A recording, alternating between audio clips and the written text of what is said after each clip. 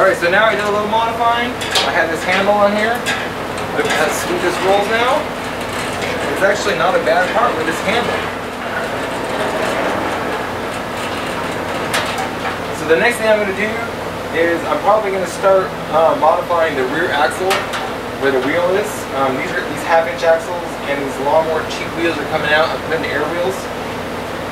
This is the wheel that I'm putting back here. Then I have these large swivel casters. This is going to be mounted in the front. I guess technically this is considered a 5-inch swivel. These are going to be easy modification right there. These are going to be a little tougher, but still easy nonetheless. So let's get to that, to modifying the caster. Okay, so I have the car upside down, as you can see here. My handle's going down this way. All right, this is the original axle. This original axle housing, I don't know if I'm going to take this off. The casing, I may leave that there and weld on these brackets. So here's the deal. For anybody that wants to do this, you could just take regular wheels like this and a 5/8 bar. All right, stretch out a little bit, get it up here. Okay, and pretty much this could be it. You know, you have to adjust this however you're going to do it, customize it, put a cotter pin or thread the end here, depending on how you want to do that. But so I plan on using these 5-inch swivel casters because this is all I have. If I had 4-inch, I wouldn't have to do this.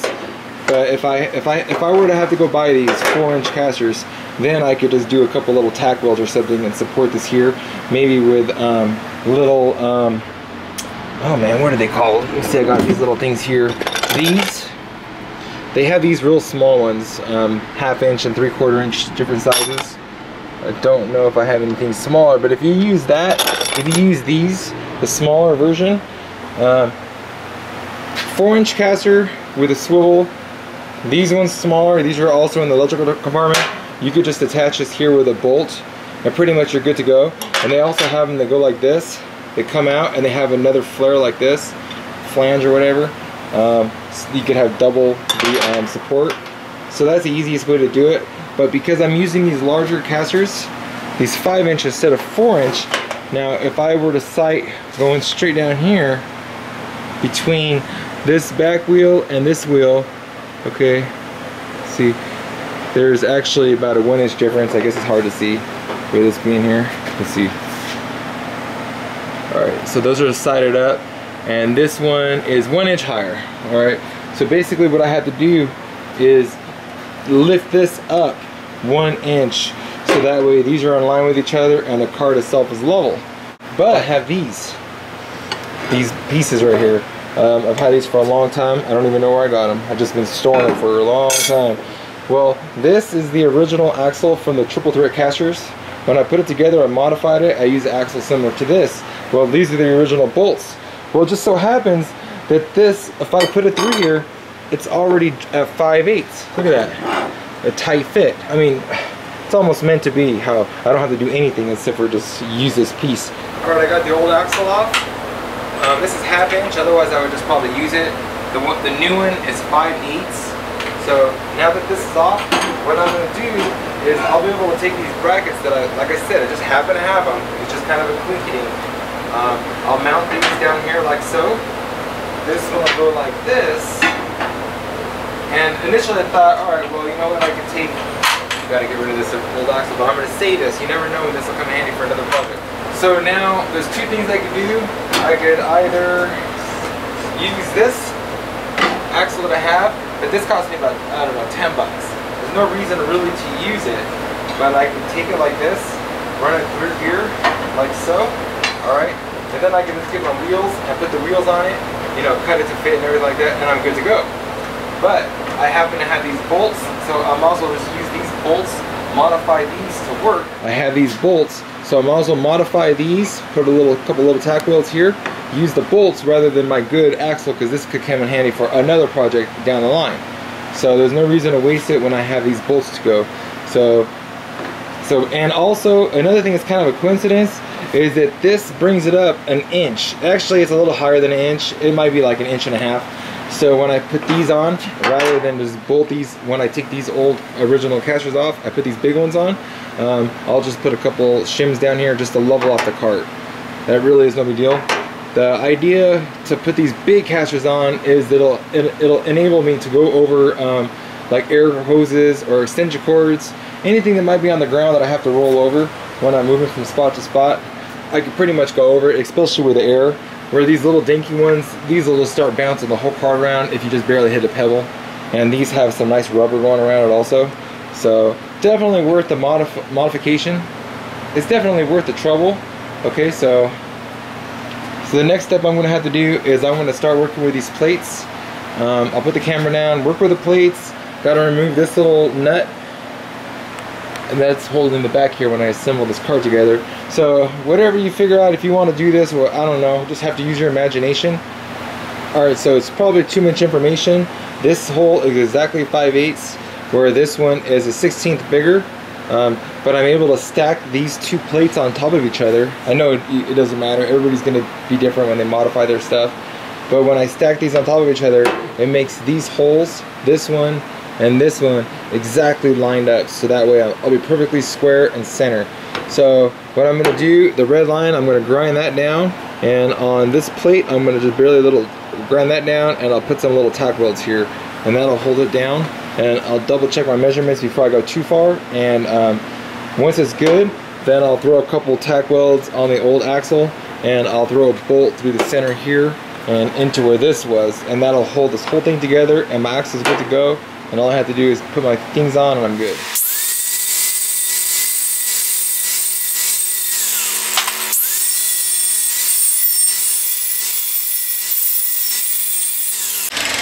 So this one on metal to metal, no paint in between.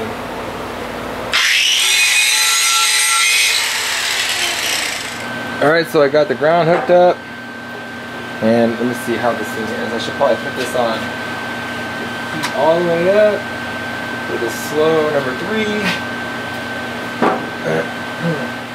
Now this is like my first welding project, so it's probably gonna suck my weld, but I don't have gas.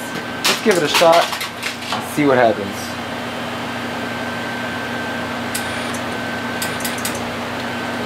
Alright, I'm not even getting any ground, so let me adjust that. Alright, I got ground. We get a little spot weld here then. Alright, little tack here. Alright, that's just a little one. I'll throw one more here.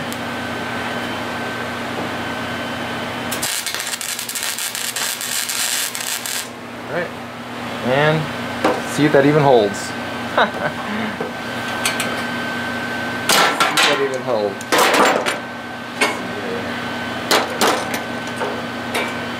Oh. I did it. Cool. Alright. That's really good.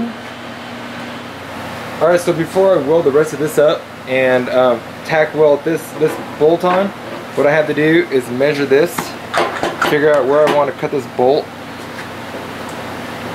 and then I have to drill a hole for the cotter pin. So I'll just say, well, I'll just play it safe. I'll just go deeper than I have to, right here. And the other side I'll match, and then the cotter pin hole is going to be back here somewhere. But I'll just get this cut real quick. Both sides cut, and then the cotter pin on there. Now if I had more of these to cut, I would just get the sawzall out, or the chop saw. But since it's just two little bolts, I'm just going to use the hacksaw.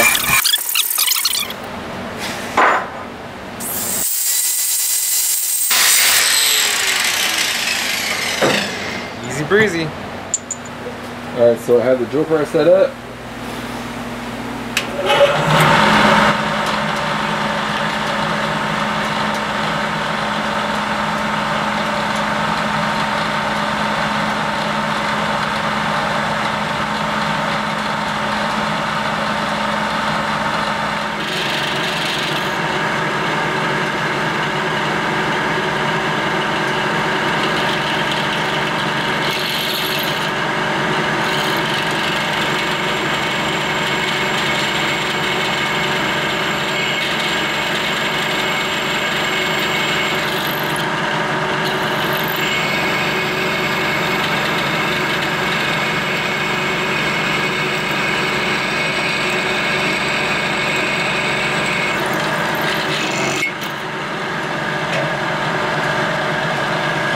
Got the bolt in.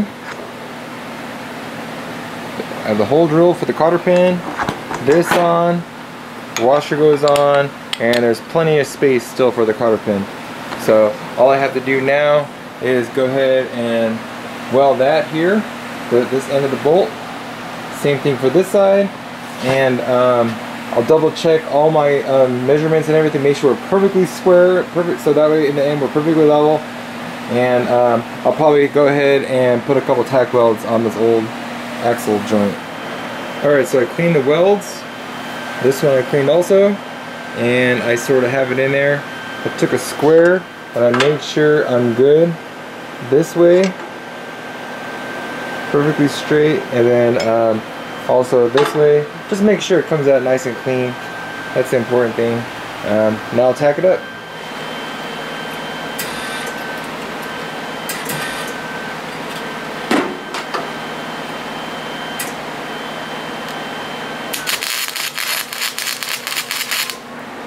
Some ugly welds, but it's on.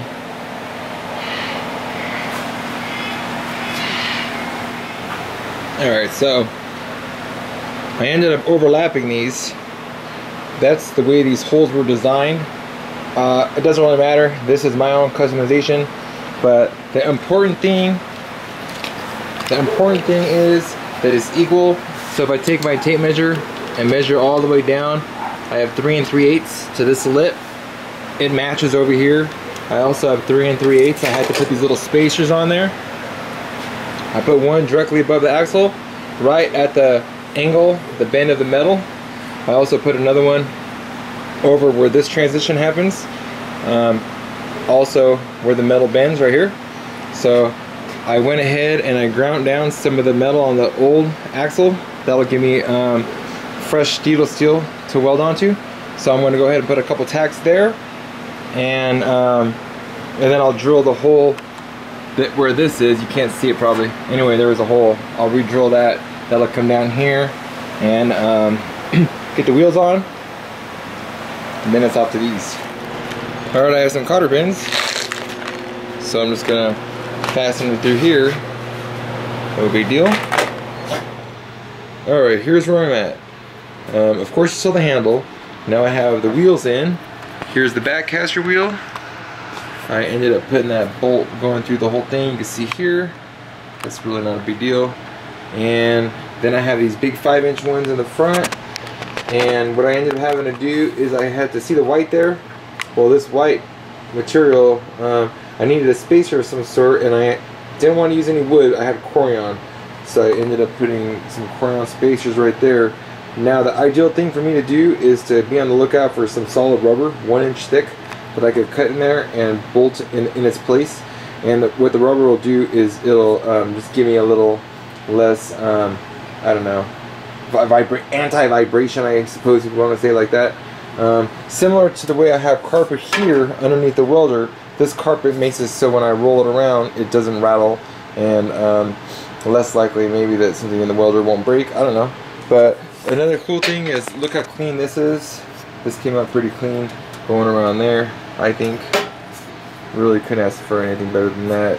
It's flush down here at the bottom, both sides. But I really like this a lot. It's a badass cart if you ask me. It rolls super duper easy. The handle's way up here. It's so nice to have a handle this high. It comes up to about my belly button height. So, not done yet. Look how easy this is. Roll it around like no big deal. But next, what I want to do to it before I finish it up is I want to put a drawer underneath the shelf. Underneath here is going to have a drawer of some sort. I was thinking about using this, but I have to modify it. I have to cut it up. It's just 4-inch tall. It's just like 10, real thin, I guess. So I was thinking about that. Originally I was going to use this as a drawer. Put them underneath there. Here's some slides that I have that I'm going to rig up. Full extension. Actually they're a little bit more than full extension. So I want to put these slides on it. Gonna give me a tank that's in the way in the future. And another thing that I want to do on this back here, the tank's only going to be so big. It'd be nice to have a tank so I know exactly how big it's going to be. But what I want to do in these corners is get some square tubing metal, 1.5 inch or 2 inch or 1 inch even, I don't really care, and bring it up, way up, maybe like a couple 5-foot pieces, and then support it this way and build the frame basically. That's what I like to do. And then I'll have a place that I can hang my helmet on, the welding helmet. So something like this. I think that would be kind of cool. And so to get an idea of the size difference, here is the old original axle and wheels, kind of see there. Alright, and then the original wheels, you see the axle, that's the height difference right there. Ended up being almost 4 inches, just slightly off of 4 inches. Here's the original caster, the front one. So it's quite a big difference right there. Flip it upside down, give you a look. Yeah, it's looking pretty tough. So far I think it's the best one out there. If you were to buy a box one, like one that's pre-made from the box store, I really don't think the Lincoln one compares to this. I think the Lincoln one possibly is made for a bigger welder. Not really sure. The platform on top, the main deck, looked kind of big, so it's quite possible that it's made for different size welders more than just a small one right here. But then they have the other place, the Cobalt brand. I think like Blue Hawk or something makes it. I don't know. It's different too. It's not like this. I really like this one. It's up higher. So, well, anyways, enough blabbing. I'm gonna get to modifying the drawer, whatever I want to do here. Okay, and it'd be nice if I just used wood. That's really be cheating, I suppose. And once I get that drawer in, maybe I could get the rack that I told you about going on top for the welding helmet. I have some little details I want to put on there, and we'll take it from there. So this is a nice before picture, or this is actually the after picture. Alright, and to get a before picture that's up here. So it's so funny that as small, like the little guy that it was when I initially put it together, the way it is now, it's 100 times better. So I mean, I'm almost lost for words. It's so nice. But of course I just had a whole bunch of words to say. Anyways, alright, well here I am. I'm going to get up working on the drawer. We'll see what's next.